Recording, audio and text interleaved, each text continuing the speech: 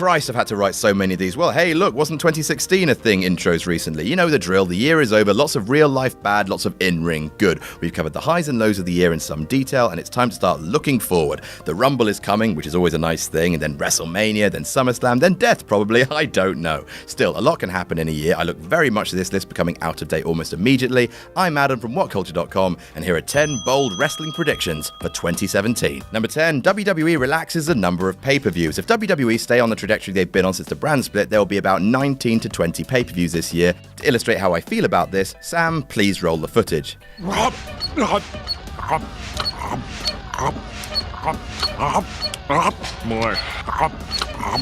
Now look, I can see why the big bad Dubs wants to churn out specials to PIMP the network, but as has been discussed in a very eloquent and sexy pipe bomb, this could have the effect of utterly exhausting the fans. You can already feel the effect with hype for Roadblock and TLC being super low. It may not happen for a while, but expect WWE to cut back on the specials at some point during the year, if only for all our sanity. Number 9, Daniel Bryan for Hall of Fame. I just want to see what kind of plaid tuxedo he's going to wear. The retirement of Daniel Bryan, despite being all the way back in February, was still one of the biggest and most emotional things to have happened to WWE in 2016. And so it makes sense to me that Daniel Bryan will be inducted into the Hall of Fame this year. Edge was inducted the year after he announced his shock retirement. Shawn Michaels went in the Hall the year after his last match at Mania 26. The company might want to hold off based on the fact that D-Bry is still seen on TV regularly on SmackDown, but hell, Vince loves a good yes chant at WrestleMania, right? So it makes sense for Daniel Bryan to be the head inductee in 2017. Also, it could be used to further the work shoot feud going on between him and The Miz.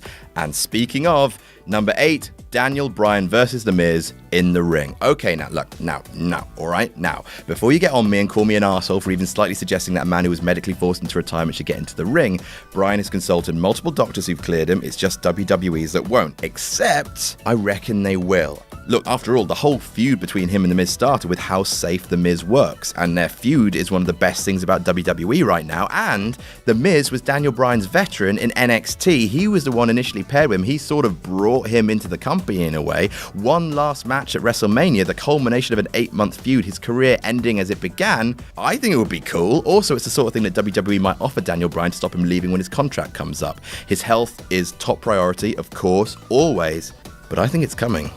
I really do. Number 7, the Cruiserweights finally flourish. The Cruiserweight division is still a bit of a shambles right now, a spaghetti mess of unformed characters and tepid crowds, but look for 2017 to become the year of the Cruiserweights. WWE, for all their faults, have proven they're capable of fixing a broken division. In 2015, the Divas Revolution was a very similar garbage fire, lots of new characters, lots of multi-wrestler matches with little actual storytelling, but credit to them, they fixed it, mostly, with the right amount of presentation, with the company settling on whom the stars of the division are going to be, and, maybe ditching the whole purple thing. The Cruiserweights will be a thing in 2017. Number 6, Ellsworth wins gold. It's gonna happen. They're gonna give him the Cruiserweight title. He'll hold it for 15 months, and it's gonna be awful. Okay, maybe they're not gonna go the full Gilbert route, but I can absolutely see them putting a belt on James Ellsworth. Not the WWE World Championship, please. Do not do this horrible thing. But the tag titles, that's going to happen. They'll team him with someone big, like the Spike Dudley Kane situation. They'll win the belts. It'll be sort of funny, but then in 2018, we'll wonder,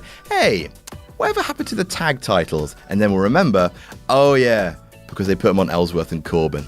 Number 5, SmackDown overtakes Raw. It's almost happened a bunch of times already. In 2017, SmackDown will overtake Raw in the ratings, at least once. Wrestling fans often have a herd mentality, and right now, conventional wisdom states that SmackDown Live is better than Raw. And it sort of is most of the time, but they also do absolutely bonkers shit, like Randy Orton's flashing eyes and, Ellsworth. Anyway, if Ryan Moore continues to build the kind of storylines that made NXT unmissable when he was in charge, it'll happen. And to be fair, it's exactly the kind of kick up the arse Raw needs. Number 4, the two-man commentary team returns. Right now, commentary is a box full of squirrels. SmackDown Live currently has 4 commentators because sometimes it's fun to do a stupid thing. We're approaching critical mass and things are starting to get very silly indeed. How about this? Corey and Cole, Mauro and JBL. If Otunga keeps punching his dead in the ear, they will have to ditch him. He's an excitement assassin. And with Jerry Lawler leaving the kickoff panel for budgetary reasons and Booker T set to run for mayor, there could be a big shuffle of on-air personalities. If they do, and I'll admit I'm thinking with my big heart rather than my big head with this one, if they can streamline the drizzling shit that is the current commentary situation, they should leap at the opportunity. Number 3, Cena works only 6 months of the year. It's already started to happen, with Cena taking his second big absence in 2 years to film American Grit, and the offers are only going to increase. He's got SNL in the bag, as well as Sisters, Trainwreck, and say what you want against the face that runs the place. He's brilliant. He's brilliant at all of it. It's time for Cena to do movies right, and while he probably won't be as part-time as Brock or Mr. Johnson, it's starting to look doubtful that Cena will work more than half a year in 2017, as much as that may put the goose up Vince. He's going to become slightly more of a part-timer, which will lead to number 2, a Cena AJ double turn. Yes, I know, the Cena heel turn is a dead news story by this point. No one really thinks they're going to do it because the howling demand for it has all but subsided.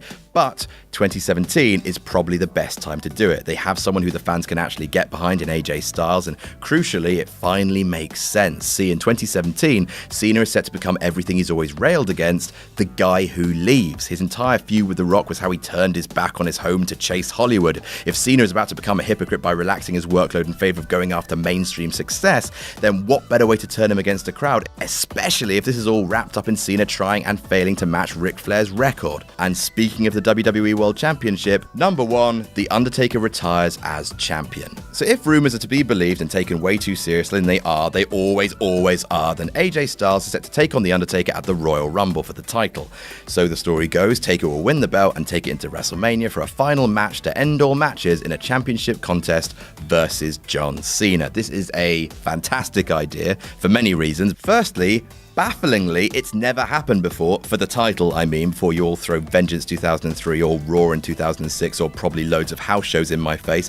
It's never happened for the belt, so shut your nerd mouths. Secondly, it's actually unpredictable. Sure, the traditionalists will insist that Taker as an old school gentleman should lose his last match, but no bastard has had a career like Booger Red. After the streak was broken, he gave up the streak. It's hard to argue that Taker doesn't deserve to retire as champ, leaving the belt and his hat in the middle of the ring as he goes.